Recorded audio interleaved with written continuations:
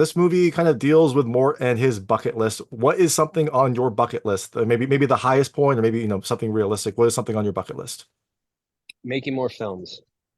Well, there you go. Hopefully you have lots of time. Hopefully you don't have a limited window to do that. And So I hope.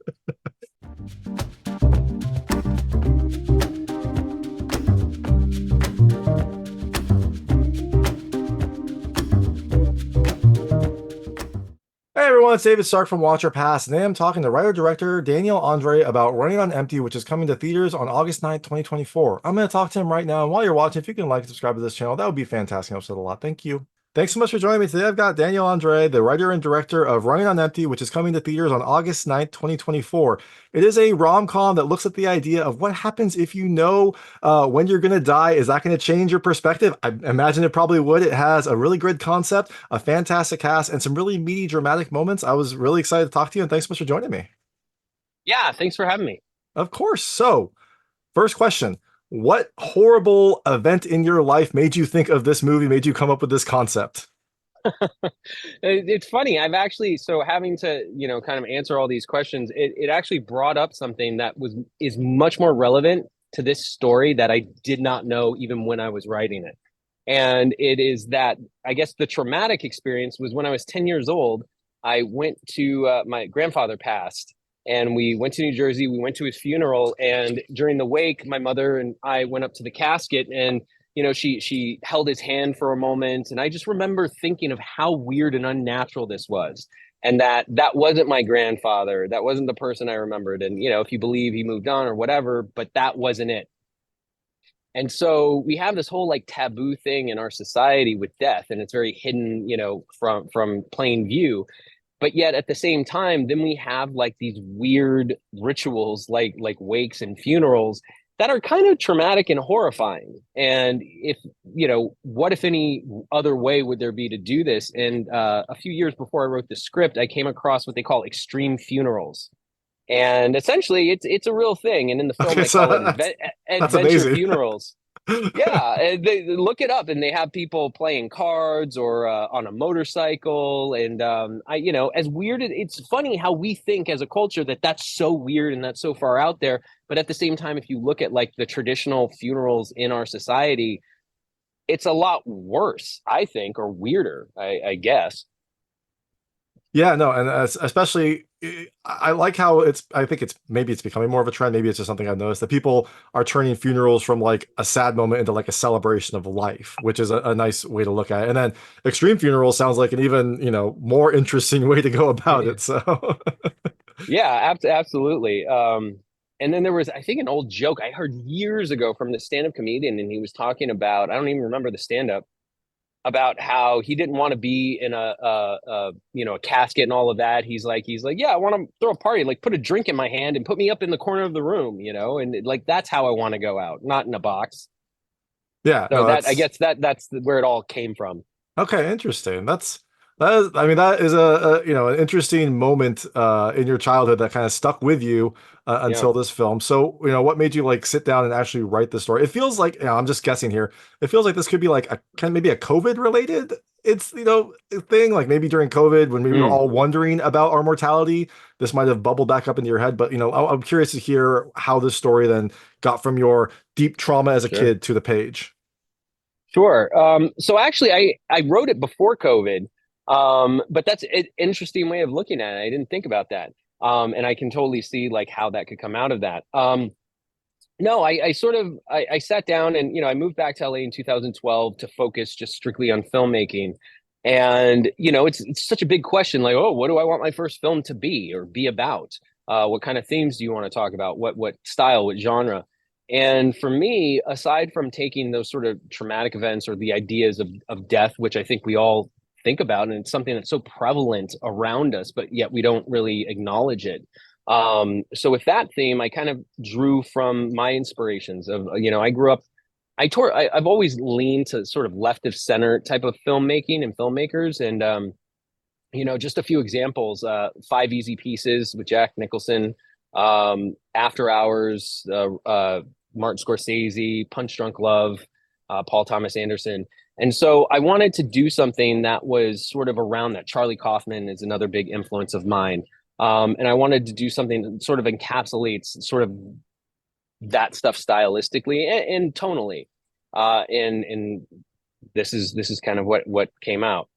Yeah, no, I love the tone of this. I especially love, I love Mort's character. I love his like very serious, persona. And it's interesting hearing you talk about, when you started researching like extreme funerals and kind of a different way to look at it. Because the moment in this film that really hit me was when Mort's doing his interview and he talks about like why he does, why he is a mortician and what he loves about it. And that was the first moment where you're like, he opens up, you really start to like love his character, and I thought that that was interesting to hear you talk about that in the same way that his character did. Yeah, absolutely. It's funny too because I tend to, a lot of people like to put the filmmaker as like the lead character, like it has something, like it's really you.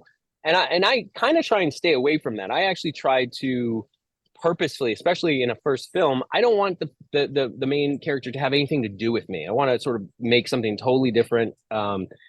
But now after time has gone by, a lot of that has started seeping back into me, going like, oh yeah, that came from me totally. And what's interesting, you bring that up, is the line in there where he says that he doesn't understand why people are so afraid of death, because before you were born you're not alive, and then after you die you just kind of go back to not being alive. And that's actually sort of a concept or an idea that I thought up years and years ago, and I think in my way to sort of cope or understand like death, and kind of move away from like the fearing of it. And so, yeah, I guess, in small parts, of course, your thoughts and ideas always kind of bleed into your characters. Yeah, no, definitely. And I was actually kind of curious. So this film, starts, I guess, minor spoilers. It starts with, an event that happens, and then it goes into the past. Is that kind of how you wrote this? Did you always have this kind of like big traumatic moment? I remember, when I was in school, they would tell you like if you start with some sort of like trauma, then people will pay attention after that. So I don't know if that was always the plan, or if that's how you thought of it in your head, or if that's just how it naturally progressed. Sure. It's so I think that's just kind of the way the edit went.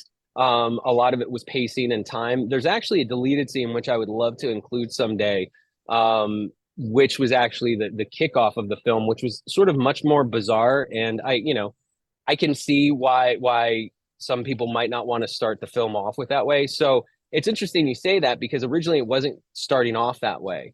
But I kind of do agree with it. You have to give the audience a reason to kind of watch or to get invested early on. And so I think it just sort of made sense, when we finally, after we shot it and we put it together, that it came out that way. Yeah, definitely. And speaking a little bit more of the ending, there is a box that is, given to Mort towards the end. To quote Seven, what's in the box? I don't think we ever found out what's in the box. Is there something in the box? Do you know what's in the box? Or is that just a puzzle for the audience to ruminate over for hours after the movie? That's funny you mentioned that, because I love that comparison or that link right there that I didn't have before. And so I'm so glad you said that.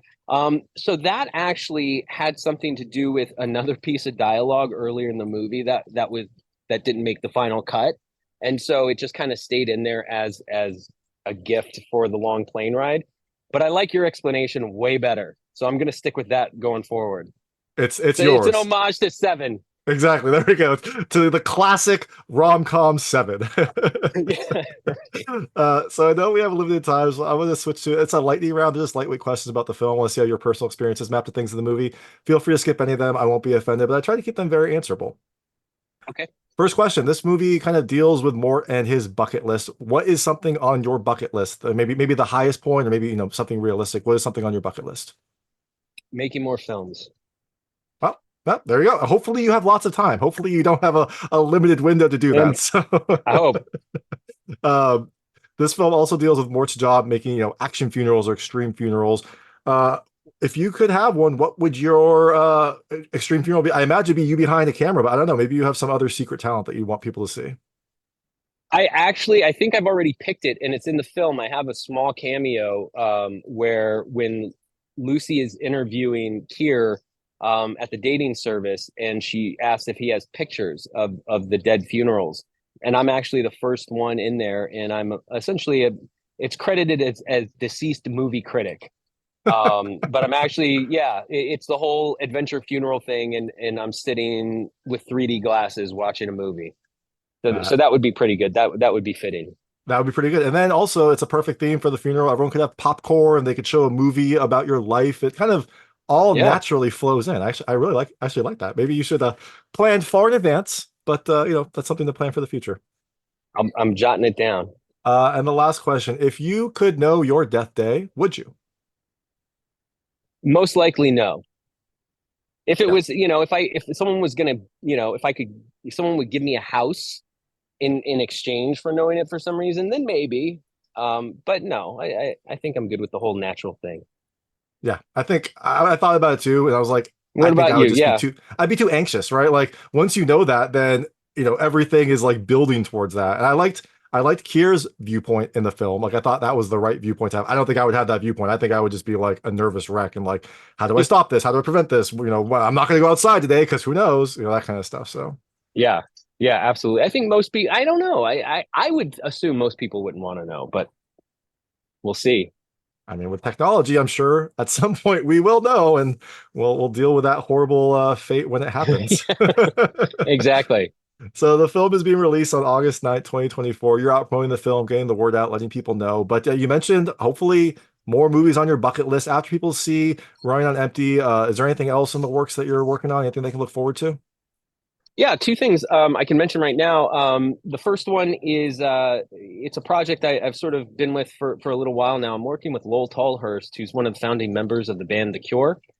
He wrote a memoir a few years ago called Cured, The Tale of Two Imaginary Boys. And it's about essentially his life. And him and Robert Smith from The Cure met when they were 5 years old. And it's really about his journey through the band and beyond that I'm super excited about. They've been one of my favorite bands since I was a kid.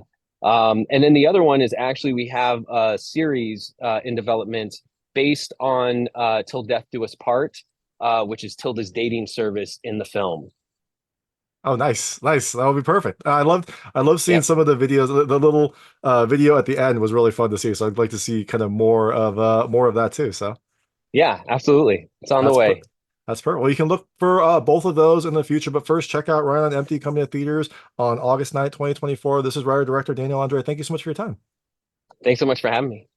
That was writer director Daniel Andre talking about Running on Empty, which is coming to theaters on August 9th, 2024. It is a romantic comedy that deals with death and the stress of knowing when you will die. It has a really great concept, a fantastic cast, and some really nice, thoughtful, meaty, dramatic moments. If you like this interview, please like and subscribe to this channel. It helps me out a lot. Make sure all my new content goes straight to you. Thank you.